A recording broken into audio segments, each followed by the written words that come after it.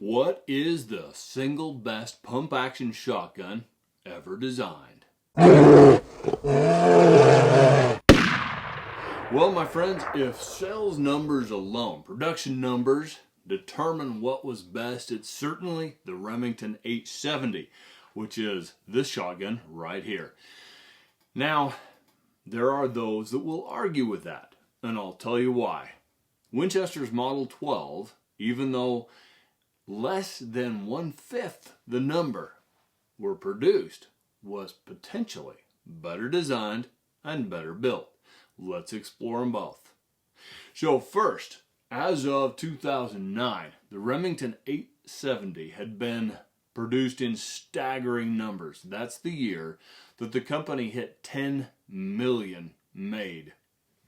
As of right now, more than 11 million have been made, and the new Rem Arms company that basically is working to pick up the pieces after the Remington bankruptcy is still making them.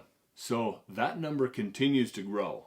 That shotgun, the Remington 870, was designed and introduced in the early 1950s, 1951 to be specific, while the Winchester Model 12 is considerably older. The Model 12 was designed and introduced in the very early 1900s.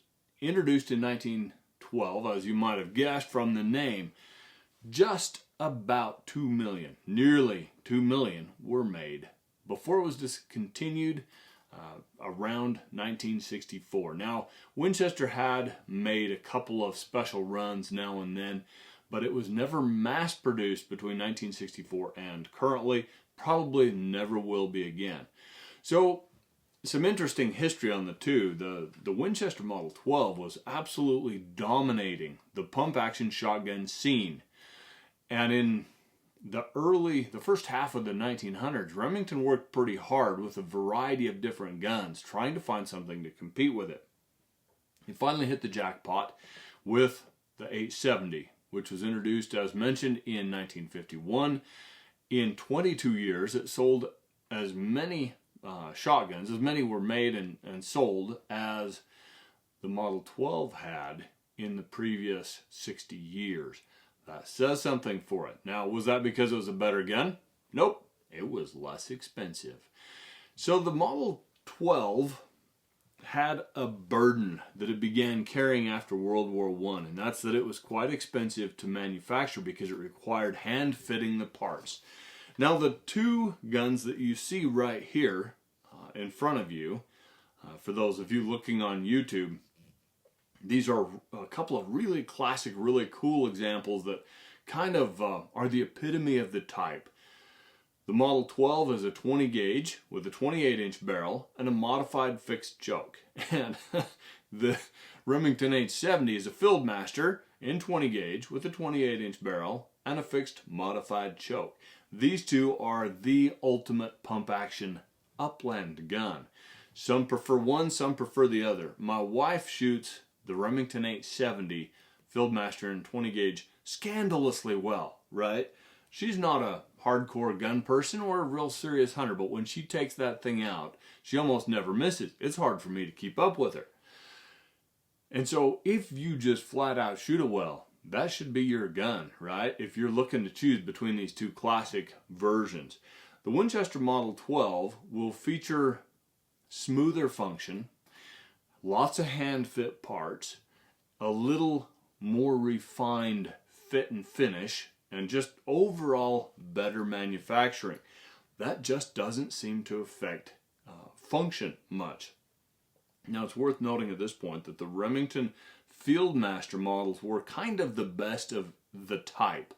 Those and then the 870p versions designed for police, they were all built with metal parts, generally machined, high quality metal parts, fewer stamped sheet metal parts, and no plastic parts. The 870 Express, that's part of the reason that the shotgun model launched to 10 million and now 11 million units manufactured, had a lot of inexpensive parts. We'll just put it that way. There were some synthetics, some composites, some cheaper metal parts as well. They're still good shotguns, but they aren't the best of the type, which is why these two right here are so cool. These are both really nice examples as well. You'll look hard and long to find, especially a Model 12 in this kind of condition. So at the time that the 870 came out, it was a lot less expensive than the Model 12. And pretty quickly, duck hunters, upland hunters, bird hunters, competitive shooters across the nation cottoned on, and the 870 quickly put the Model 12 in its grave. It's a very sad thing because, all things considered, the Model 12 is probably a better shotgun just because it's a little better built.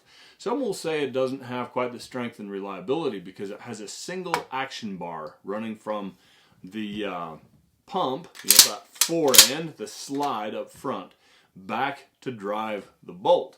The 870, on the other hand, has dual action bars, one on each side between the slide and the action, right there. Okay, operation of them is pretty similar. They both have a crossbolt safety in the trigger guard, although the 870s is in the rear, the Model 12s is in the front of the trigger guard. Both of them have a trigger guard near the trigger guard, push button release to unlock that slide when it's in the forward position.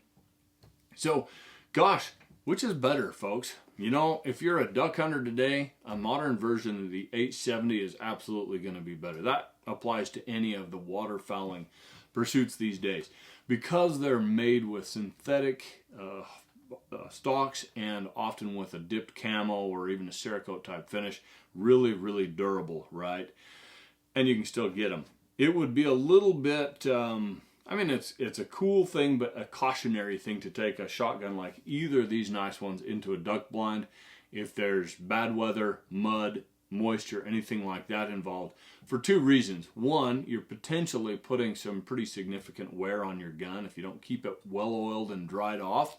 And two, this is really important, these older guns have fixed chokes that were molded into the metal of the barrel. So if you're going to shoot waterfowl with these, you have to use a non-toxic load, and steel shot will swedge those chokes out of these original barrels, and you result, after a few shots with a cylinder bore gun. No longer much good for shooting birds with. There is a solution though. Just use bismuth shot shells. They're expensive, yeah, but I mean, you're already on kind of a specialized endeavor if you're hunting waterfowl with one of these fine old guns, right? So use bismuth.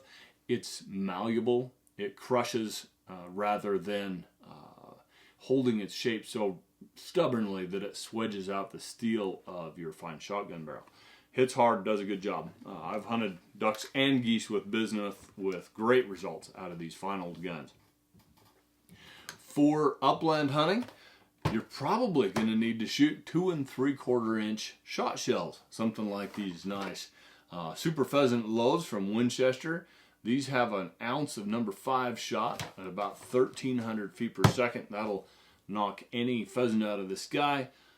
Grouse, chukar, partridge, anything like that as well. Very good load for all-around work on upland game.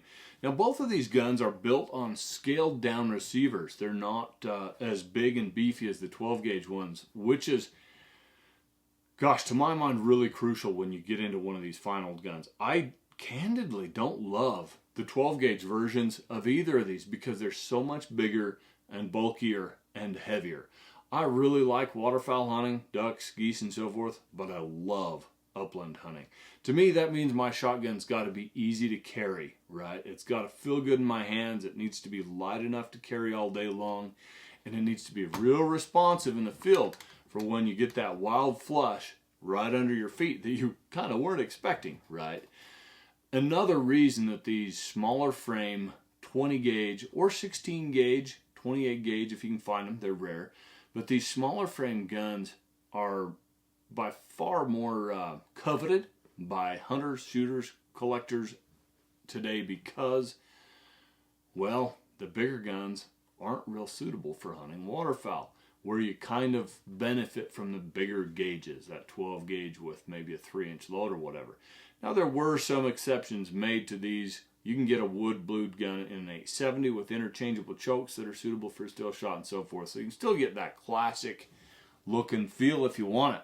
But when we're talking true classic shotguns, these are really best suited in modern times for upland work and in a sub-gauge, 20 and down.